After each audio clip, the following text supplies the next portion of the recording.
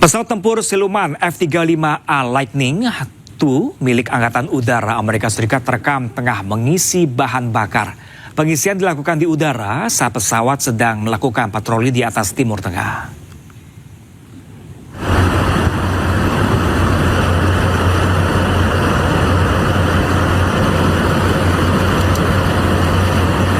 Senkom merilis rekaman yang menunjukkan jet-jet tersebut mendekati pesawat KC-135 Stratotanker.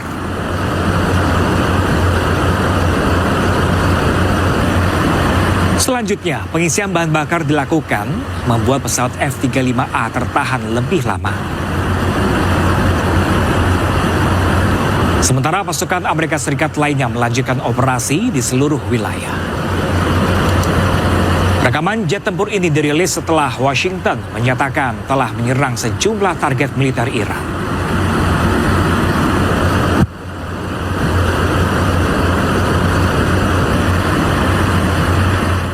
Ya, pemirsa, breaking news masih akan kembali sesaat lagi. Tetaplah bersama kami.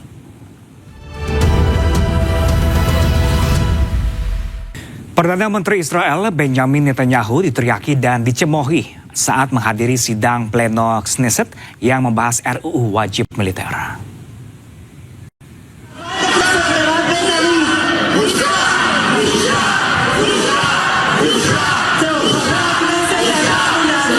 Suasana sidang pleno Knesset memanas ketika sejumlah anggota oposisi meneriakkan kata memalukan dan pergi kepada Perdana Menteri Israel Benjamin Netanyahu.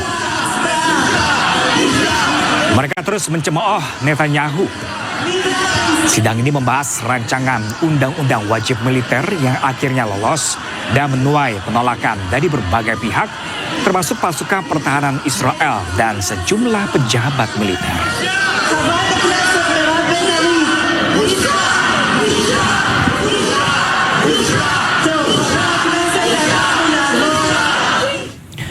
Perdana Menteri Israel Benjamin Netanyahu menegaskan Israel sedang berupaya mencapai kemandirian yang lebih besar dalam produksi senjata serta memperingatkan Iran terhadap serangan apapun di masa mendatang. Israel kini sedang bergerak menuju produksi senjata independen. עשינו רוויזיה יסודית בתורת הביטחון שלנו. יומיים לאחר מתקפת ה7 באוקטובר והטבח הנורא, הבטחתי שנשנה את פני המזרח התיכון. ואכן שינינו את כללי המשחק במזרח התיכון. אין יותר הכלה של איומים. אין יותר צבאות טרור בגבולותינו. יש אזורי חיץ שיצרנו בעומק השטח של שכנינו. עוטף עזה ובתוך עזה. עוטף לבנון ובתוך לבנון. עוטף גולן בתוך סוריה. שינינו את האזור, אבל לפני הכל שינינו את עצמנו. שברנו את מחסום הפחד שהיה לעולם כולו במשך 47 שנים. מאז מעשה המחטף של איראן על ידי קבוצת הבריונים התיאולוגיים הללו. איש לא העז לתקוף את איראן בשטחה, זולת סדאם חוסיין לתקופה קצרה. אבל אנחנו העזנו. עוד איך העזנו. הוכחנו שלא נהסס לתקוף בעוצמה בכל מקום את מי שיניף ידו עלינו. הרוויזיה, שינוי הסדר הישן, מתבטאת גם במהלכים לכינון בריתות. בזכות הטיפוח העקבי של עוצמתנו, מדינות שונות מחפשות את קרבתנו. זה שיתוף פעולה שמתחזק בינינו, לא לאור הזרקורים, אבל הוא מתרחש, ולא במדינה עם מדינה אחת, יותר ממדינה אחת ושתיים, וזה פותח גם את הפתח העתידי לנורמליזציה. Sebuah kapal kargo bertabrakan dengan kapal lain hingga tenggelam di Selat Hormuz. 23 awak kapal berhasil dievakuasi dengan selamat.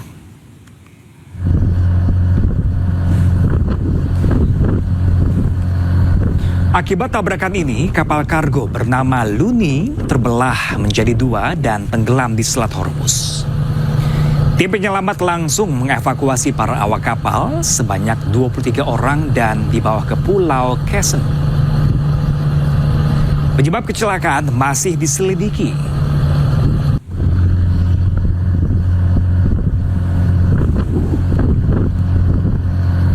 Setelah Selat Hormuz diblokade Iran, harga minyak melonjak ke level tertinggi. Hal ini diperparah setelah militer Amerika Serikat kembali memblokade lalu lintas maritim ke dan dari pelabuhan Iran.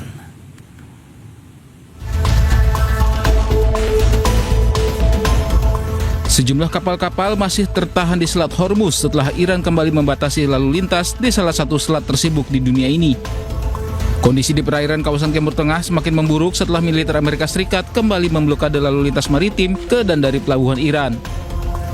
Akibat penutupan ini, harga minyak mentah dunia melonjak ke level tertinggi dalam 4 minggu dan diperkirakan akan terus naik jika konflik Iran dengan Amerika terus berlanjut.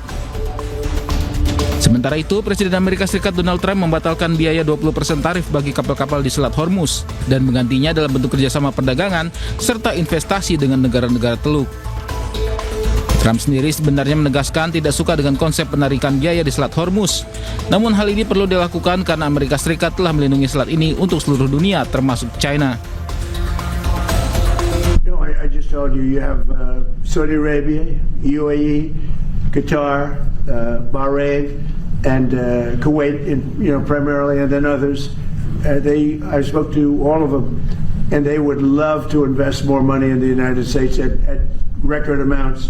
And that would be very acceptable. And this way, there's no fee. I don't like the concept of a fee, but at the same time, it's not fair that we're protecting this strait for the entire world, for China and everyone. I don't mind protecting it for China. I don't mind protecting it for anybody, but it's unfair that we're not in somehow compensated. And we've been doing this for many years. It's bothered me 25 years ago.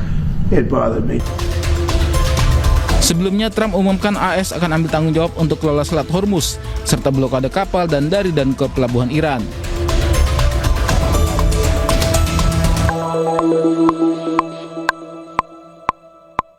Iran menegaskan Selat Hormuz adalah garis merah yang tidak dapat dilanggar. Jika Amerika Serikat terus ikut campur, Iran ancam meratakan seluruh infrastruktur Amerika Serikat di kawasan.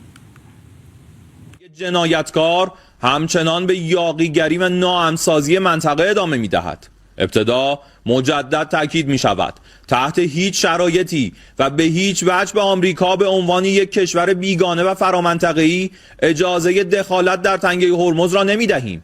این خط قرمز شکست ناپذیر ایران است. در صورتی که تهدیدهای اخیر رئیس جمهور از تویی سرشار آمریکا مبنی بر هدف قرار دادن زیرساخت‌های ایران اسلامی توسط ارتش متجاوز آن کشور عملی شود، همه آنچه که بنا به نجابت ایران هنوز سالم مانده، یعنی تمامی زیرساخت‌ها در منطقه زیر ضربات پولادین نیروهای مسلح مقتدر جمهوری اسلامی ایران در هم کوبیده خواهد شد.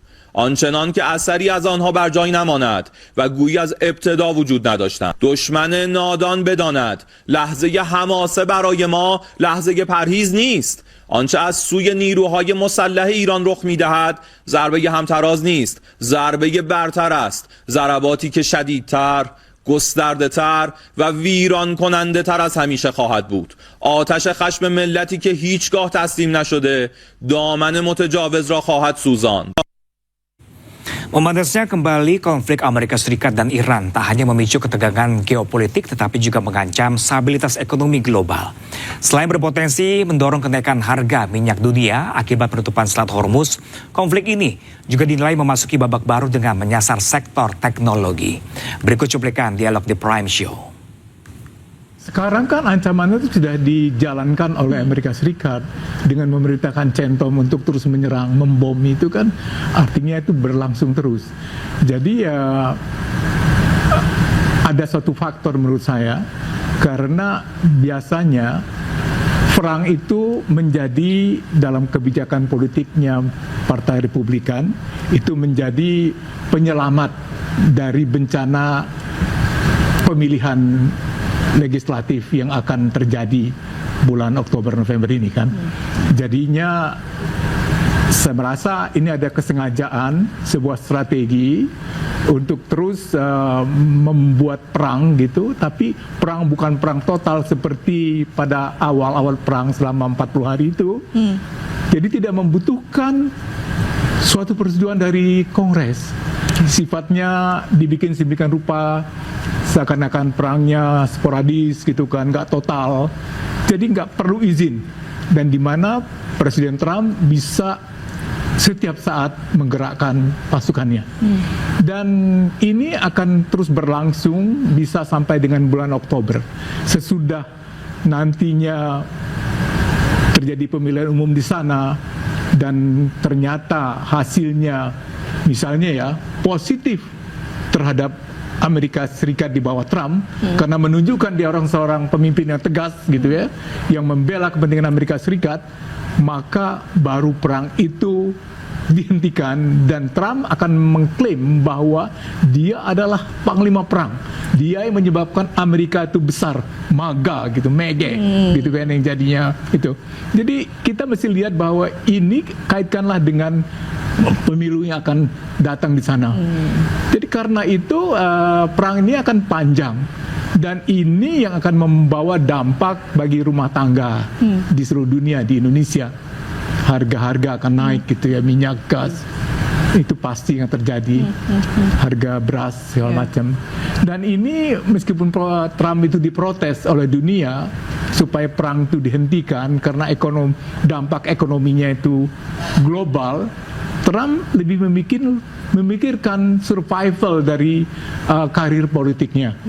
Dia kan sudah merancang kalau bisa dia bisa 3 kali menjadi presiden di Amerika Serikat. Udah dirancang oleh semuanya sehingga nantinya undang-undang pemilihan umum di Amerika Serikat kan pun bisa diubah. Oke, baik. Lalu tadi Bu Suzy disampaikan oleh Pak Nasir bahwa ini akan berdampak secara global begitu ya, khususnya juga apalagi Selat Hormuz juga kembali ditutup gitu ya. Untuk ke Indonesianya sendiri dampaknya akan terasa seperti apa kalau menurut Bu Suzy? Bergantung kepada opini publik Amerika Serikat. Sebenarnya kalau saya bilang masalah peperangan ini lebih bergantung kepada failure of technology.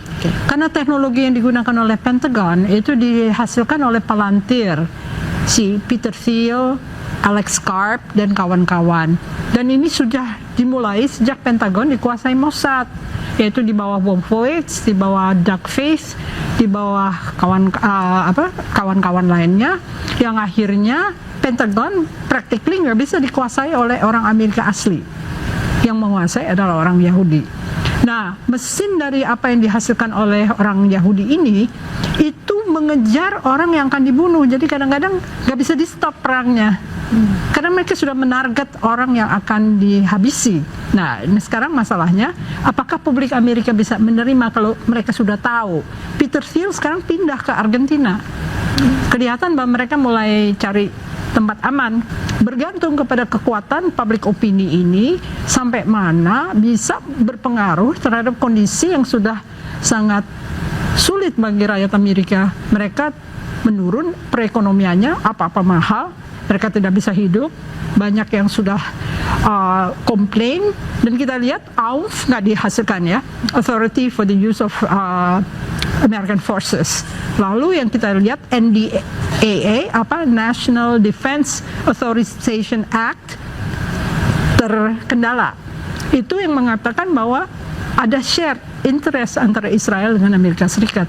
Jadi kelihatan ini sudah agak bergeser sedikit, yang kemungkinan kalau ini benar-benar terwujud dan orang-orang betul-betul marah, karena kebanyakan yang menang dalam primary adalah orang-orang yang tidak mau menerima sumbangan dari AIPAC. Saya harapkan kalau ini berjalan terus. Ya, pemirsa, jangan kemana-mana, breaking news masih akan kembali sesaat lagi, tetaplah bersama kami.